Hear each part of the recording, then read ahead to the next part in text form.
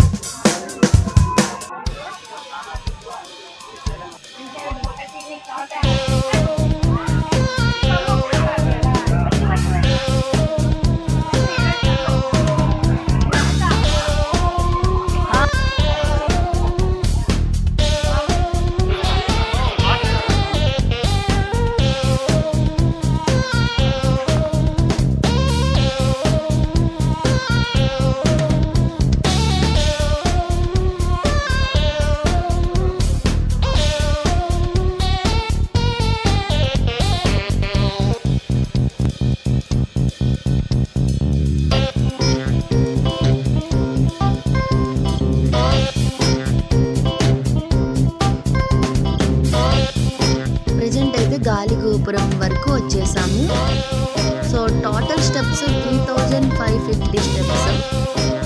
So మేము ఎన్ని steps reach అయ్యామంటే ఒక 2000 స్టెప్స్ అయితే రీచ్ అయిపోయాం. ఇంకొక 1500 స్టెప్స్ అయితే బ్యాలెన్స్ ఉన్నాయి. సో ఇంకెందుకు లేటు, ఇక్కడ కొంచెం కుంకుమ బుట్టు తీసుకొని పెట్టుకొని స్టార్ట్ అయిపోదాం.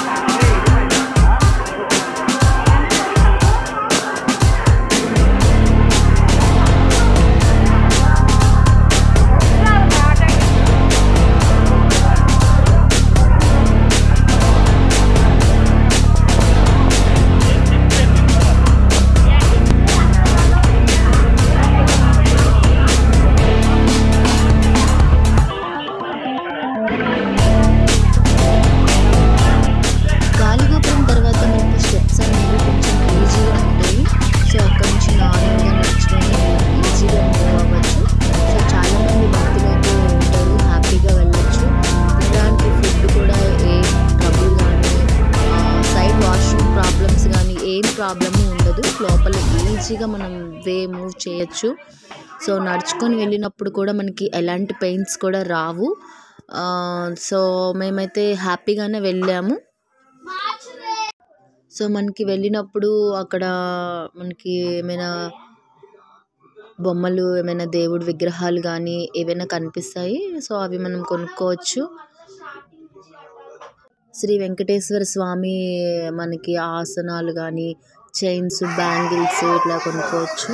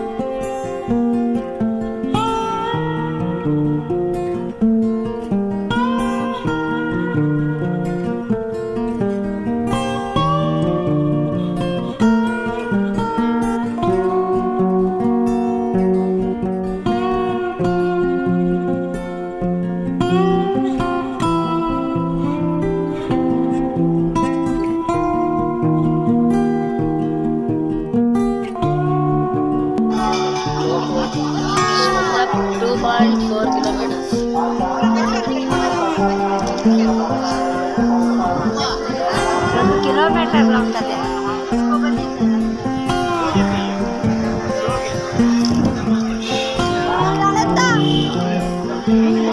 మా ఇద్దరిని ఫోటో తెచ్చాను. నేను అది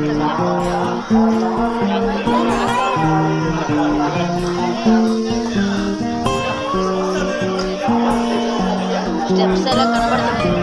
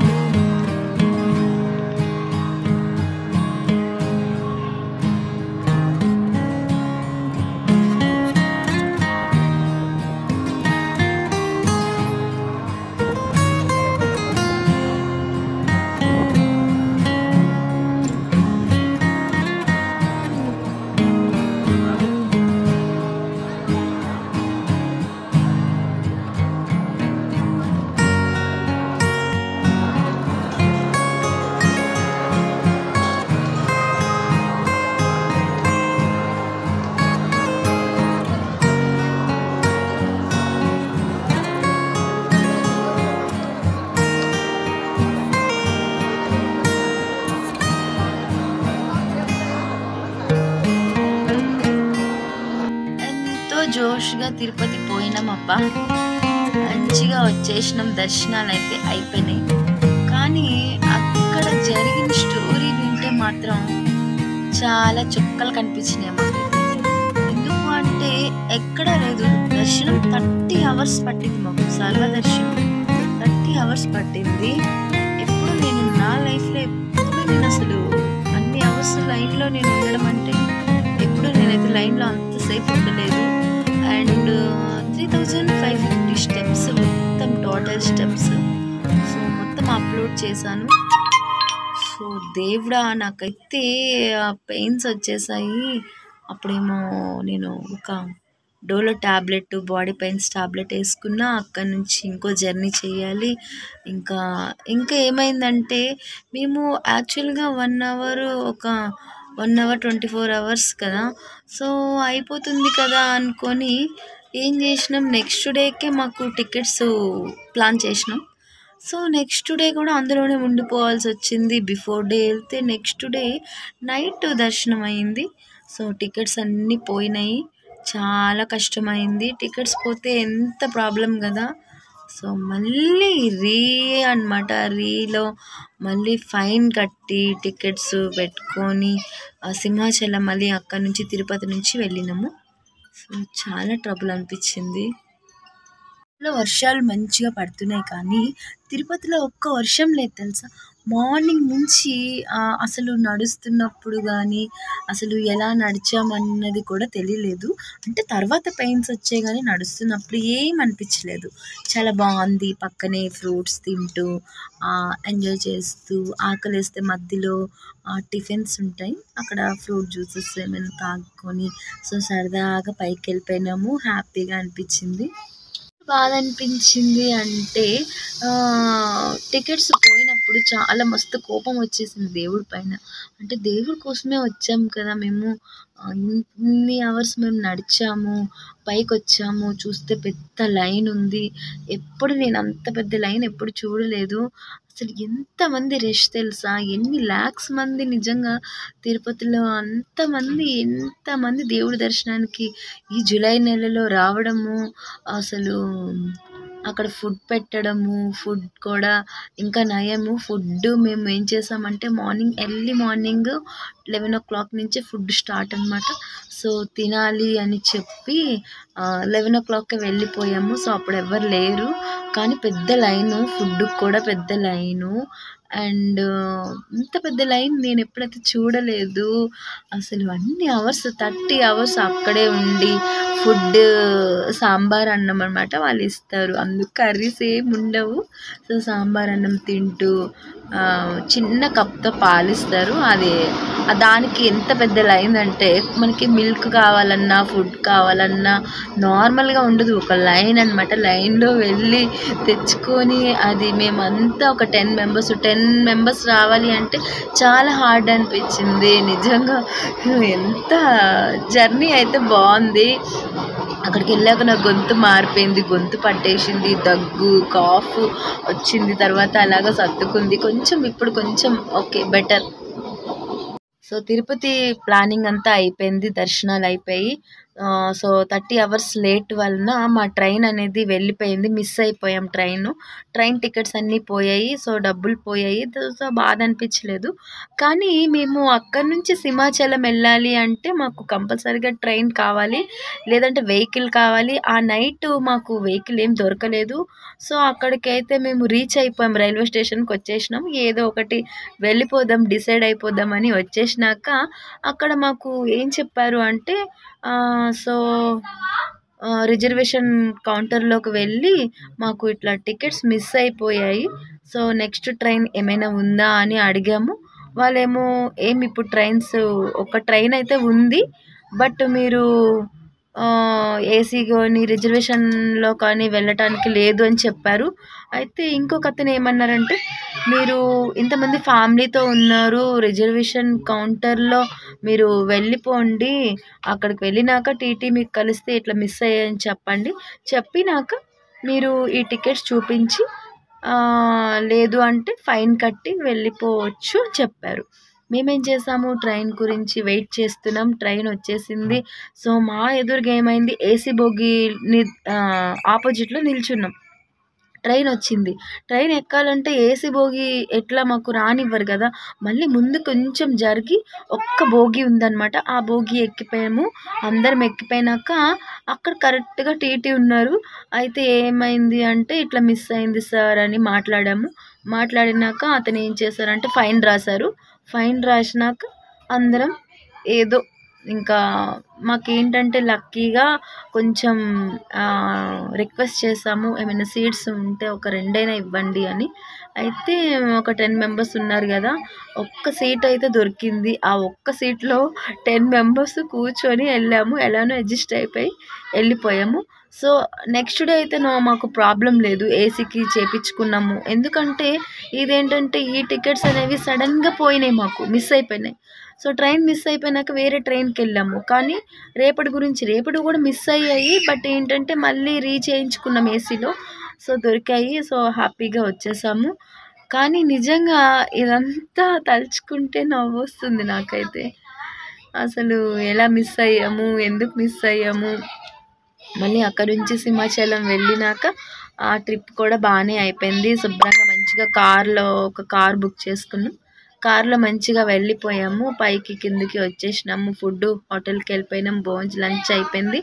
సో తర్వాత ఏసీ బోగి కదా, నెక్స్ట్ మాకు 7 o'clock దర్శనాలు అయిపోయినాక వచ్చేసినాము. ఆ తర్వాత ఏమైందంటే ఇంకా రీచ్ అయిపోయాము, వైజాగ్ రీచ్ అయిపోయినాక వైజాగ్ టు హైదరాబాద్ మళ్ళీ సేఫ్గా వచ్చేసాం. ఇంత స్టోరీ జరిగింది.